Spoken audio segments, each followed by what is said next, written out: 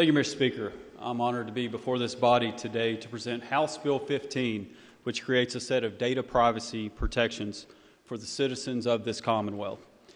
As all of us know, we live in a digital age. Whether you're buying things from an online retailer, connecting with friends and family on your favorite social media platform, or even checking our phones to catch up on the daily news or sports, the internet is heavily ingrained in our daily lives. And while we're doing this, we're leaving our own digital footprint behind. Most companies we interact with on our phones and laptops keep a record of our data, and many of them sell it to other companies who use it to create advertisements for things they want to sell us. Mr. Speaker, members of this body, it is past time that the Kentucky Legislature establishes a statutory framework that provides the basic data privacy and security protections for the citizens of Kentucky. Mr. Speaker, will the clerk please report House Floor Amendment 1? Clerk, please report. House Floor Amendment 1 to House Bill 15. Gentleman from Russell. House Floor Amendment 1 cleans up language in the existing utility exemption and also adds personal data collected for the purpose of federal policy under the Combat Methamphetamine Epidemic Act as an exemption. Mr. Speaker, I move for the adoption of House Floor Amendment 1. Motion is for the adoption of House Floor Amendment 1. Is there any discussion? Seeing none, those in favor signify by voting aye. Aye. Those opposed, nay. House Floor Amendment 1 is adopted. Gentleman from Russell. Thank you, Mr. Speaker. After spending months researching consumer data privacy, I can tell you that in some ways it's a complicated topic.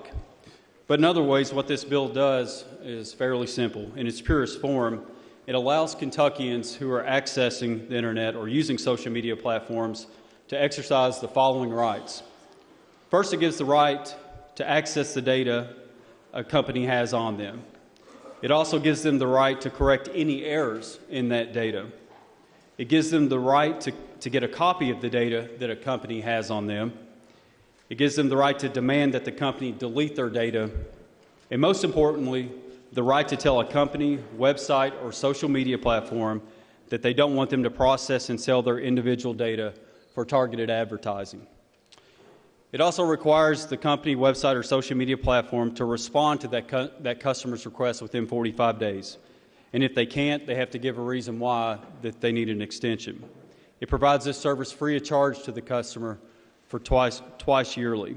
It establishes an appeals process and ensures that that security practices are maintained to protect the confidentiality of consumer data, and they must provide each consumer a privacy notice that clearly tells them how to request and access their data and to opt out.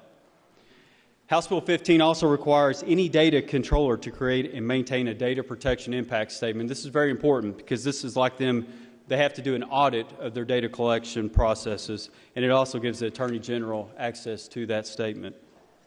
It gives the Attorney General the authority to enforce the law, and if they do not, if they don't cure their violations, it can assess a $7,500 per occurrence penalty.